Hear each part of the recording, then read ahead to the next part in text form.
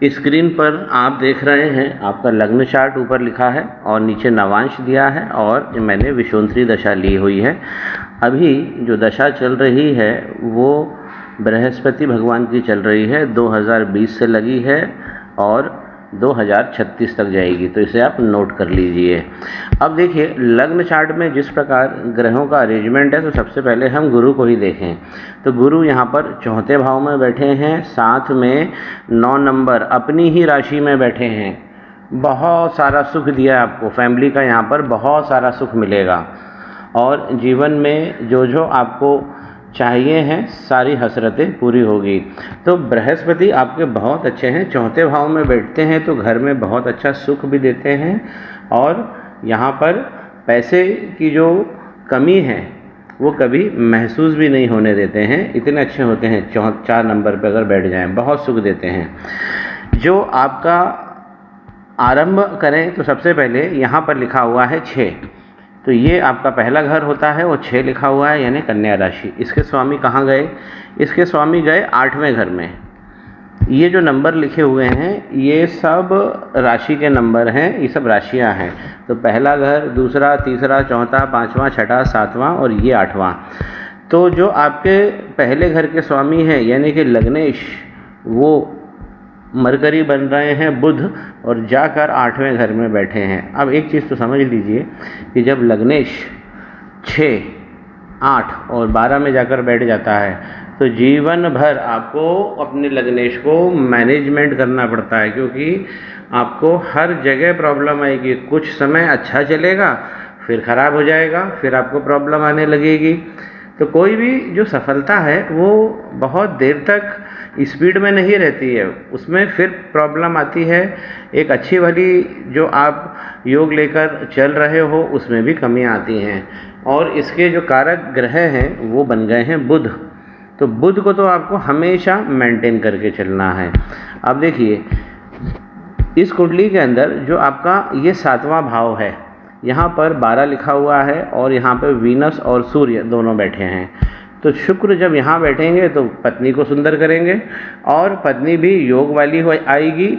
यहाँ पर 12 नंबर पर शुक्र उच्च के हो जाते हैं, तो इसलिए यहाँ पर धन और खूबसूरती तो ये गुरु भी आपको दे रहे हैं, ये वाले गुरु भी आपको दे रहे हैं।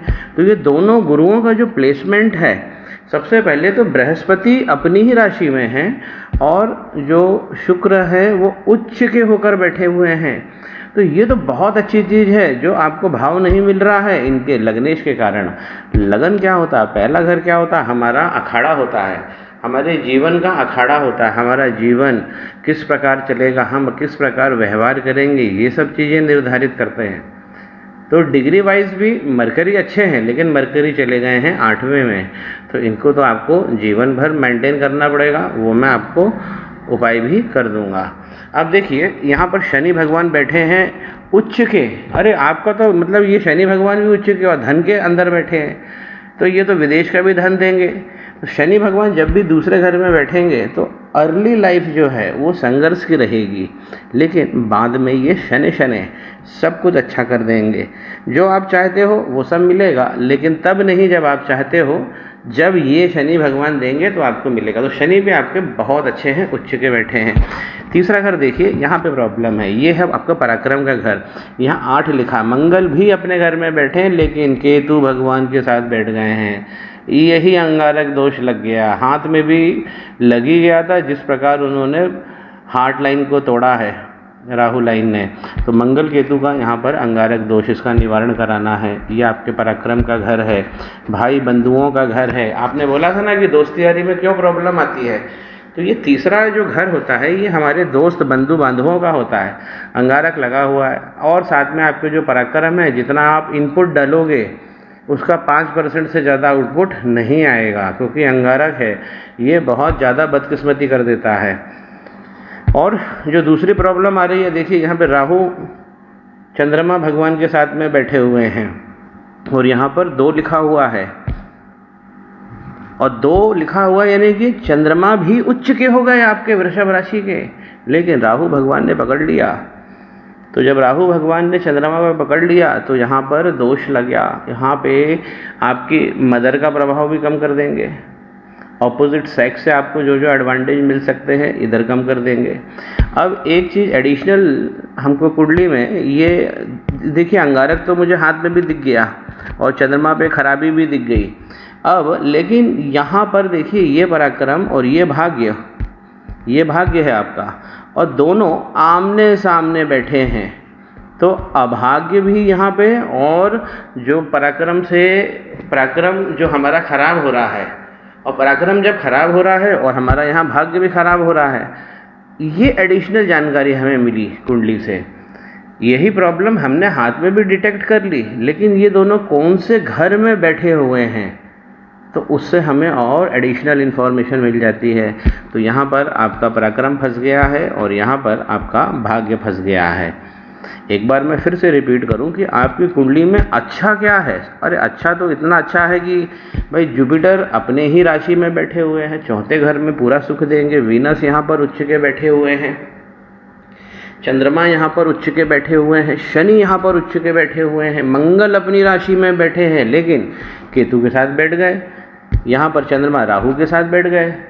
तो यहाँ पर और आपके हाथ पर भी जो चंद्रमा खराब हो गए हैं वो इसी कारण खराब हो गए हैं, वो नीचे जो मैंने मणिबंध के ऊपर इंडिकेट किया है। और ये तो आपका अंगारक दोष बहुत तगड़ा लगा हुआ है। अब देखिए कि यहाँ पर जो सूर्य हैं, तो यहाँ पर सूर्य भी फैमिली लाइफ में ट्रबल देते हैं, क्योंकि सूर्य इस घर में बैठेंगे तो सामाजिक दायरा आपका बहुत सारा बढ़ा देंगे। जहाँ जहाँ से आप पैसा कमा सकते हो वो सब दायरे बहुत सारे बढ़ा देंगे, देश के बाहर तक आपको ले गए हैं और आगे भी और नई नई जगह से जोड़ेंगे सूर्य। लेकिन जब सूर्य यहाँ 7वें घर में बैठते हैं तो ये पत्नी के प्रभाव में कमी करते हैं। तो सूर्य भगवान का तो एक मंत्र से काम हो जाएगा, और जो साथ में आपको काम करना है वो यहाँ पे अंगारक दोष का निवारण कराना है, और यहाँ पर चंद्रमा और राहु भगवान पे काम करना है। जुपिटर की महादशा चल रही है। आपकी इस कुंडली के अंदर बहुत अच्छी अच्छी चीज़ है, लेकिन सबसे बड़ी कमी हो गई है, जो लग्नेश है वही जाके 8वें घर में बैठ गए हैं। तो ठीक है, 8वें घर में बैठे हैं, मरकरी है यहाँ पर। देखिए एक चीज़ होता है, मरकरी जब यहाँ बैठ जाते हैं तो हमें मैनेज करना पड़ता है, और आपको किस प्रकार का काम मिलेगा, आपको जैसे डेटा प्रोसेसिंग का काम मिलेगा, एनालिटिकल काम मिलेगा, इस प्रकार के आपको काम मिलेंगे। और जैसे स्टैटिस्टिकल स्टडीज़ हैं, मरकरी यहाँ बैठते हैं तो लोग चार्टर्ड अकाउंटेंट भी बन जाते हैं, अकाउंटेंसी में बहुत सारे आगे, डेटा का प्रोसेसिंग वगैरह, ये सब जो कार्य हैं ये सब मरकरी देते हैं। हाँ, एक चीज़ और ये होता है कि जब भी यहाँ पर मरकरी बैठेंगे, जब भी लग्नेश जो है वो आकर 8वें भाव में बैठ जाएगा, तो आप जीवन में एक चीज़ मान के चलिए कि लंबे जाने पे आपको धन नहीं मिलेगा। आप किसी भी विषय की गहराई में जाएंगे जब डीप, तो आपको धन मिलेगा और आपके अच्छे योग भी बनेंगे। नवांश चार्ट में यदि हम देख रहे हैं तो नवांश चार्ट में चीज़ें बहुत अच्छी आ रही हैं। उस हिसाब से अगर हम ऊपर की जो प्रॉब्लम है उसे अगर हम देखें तो नवांश में ऐसी कोई खास प्रॉब्लम नहीं आ रही है। बस चंद्रमा यहाँ पर 12 नंबर पर बैठे हुए हैं, तो इनको भी मैनेज करना है। मरकरी देखिए यहाँ पर अच्छे हो गए हैं, मंगल और वीनस भी यहाँ पर अच्छे हो गए हैं। नवांश चार्ट क्या है, ये हमारे जीवन के प्रोग्रेसिव चार्ट होता है कि हमारा जीवन किस दिशा में जाएगा। तो नवांश के अंदर उतनी प्रॉब्लम नहीं है जितनी ऊपर लग्न चार्ट में है। वैसे भी जब हम किसी का उपाय जब करते हैं तो हमको जो उपाय है वो लग्न पे करना होता है। नवांश में यदि ज़्यादा खराबी दिखती है तो ये हमें एक गाइडिंग प्रिंसिपल होता है कि जो हमारी रेमेडी है वो लंबी चलेगी। लेकिन आपका नवांश बहुत सुंदर बना हुआ है, इसमें सारी चीज़ें बैलेंस है, तो जब आप रेमेडी करोगे तो इससे आपको तत्काल फ़ायदा मिलेगा। तो एक तो आपको अंगारक दोष का निवारण कराना है, एक राहु और चंद्रमा पर काम करना है। ये जो है मरकरी का जो काम है वो हमेशा जीवन भर रहेगा। इसमें एक जो उनके बीज मंत्र है उसी का उच्चारण करने के लिए मैं आपको दूंगा। इसका मैं चाहूँगा कि इसका यदि आप किसी शक्तिपीठ से यंत्र बनवा के अपने जेब में रख लें तो ये हमेशा के लिए आपकी प्रॉब्लम को सॉल्व कर देगा। आगे बात मैं आपसे करता हूँ।